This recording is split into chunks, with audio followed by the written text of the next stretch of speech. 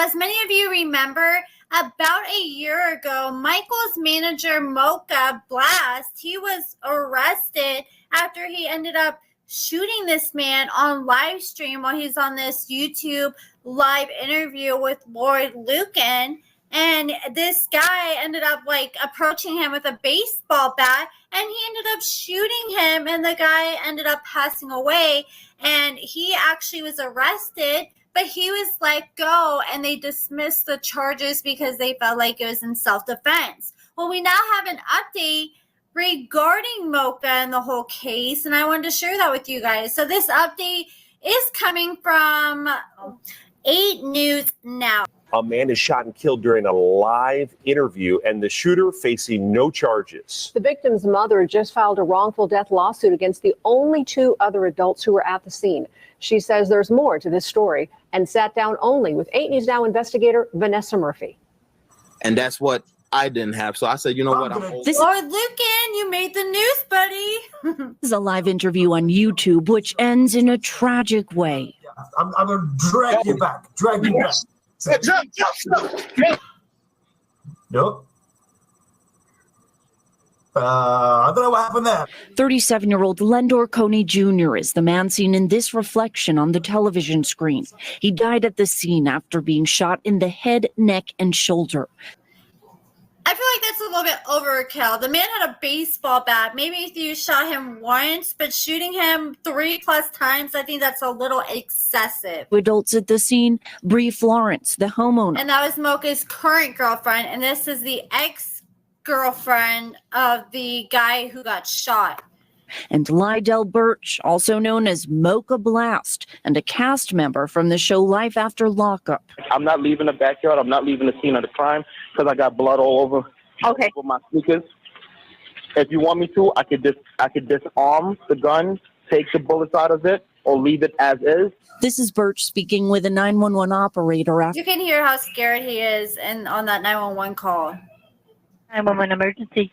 I need to leave. I just had someone break in my house. Right now, this does appear to be an isolated incident. Police say Coney showed up at Florence's home. They exchanged words outside. He took out a baseball bat, smashed cars, and then entered the house. It appears he was angry about Birch being inside the home since he and Florence had a history.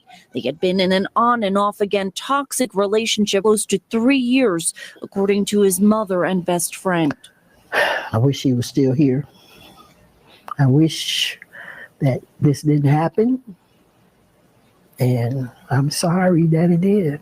Deborah Gates and Chelsea Ballantyne describe a much different man from the way Coney was described at the scene. A gentle giant at 6'5" who coached basketball and worked security at a middle school. I miss him every day. That's while Lydell Birch is accused of being a scam artist, a Facebook page even dedicated to him. That Facebook page made the news. There's been a lot of girls who've exposed him in that group. I guess one girl gave him money. He bought him a nice diamond pinky ring. Another girl gave him money. He got him another piece of jewelry. And he's just known for this, using women for money. And with more than 3,000 members, victims of Lydell Birch, dozens of women say he dated and then swindled them. But as for what unfolded at this scene, he won't be charged. The Clark County District Attorney's Office calls it self-defense. My boyfriend shot him as he broke down my door. The person who went inside the house. Do you know who he is? Yes, he was a friend of mine, but he liked me, and I broke up. We were not even together, and he came in the house and said he was gonna beat up my boyfriend, and he broke the door down, and he hit his car, and he hit it back. I got it. I got the call set up. I have officers on the way, and I have medical on the way. I need to take a breath for me. Your ex-boyfriend, the one that is shot. Yes. No, he wasn't even an ex. He was just a friend. Okay, you were with him on and off for 3 years. I think she is downplaying the seriousness of the relationship they had. Investigators reached out to both Birch and Florence. During a phone call, Birch used profanity and hung up. In an email, Florence declined to comment. Still hard to believe today. How do you handle each day? Pray to God. Ask God to help me to deal with it because, the feelings come and go. Sometimes I'm angry, mostly sad. Vanessa Murphy, 8 News Now. I have my son. 2 children were also home during that deadly shooting, Oh but my they were not hurt. goodness.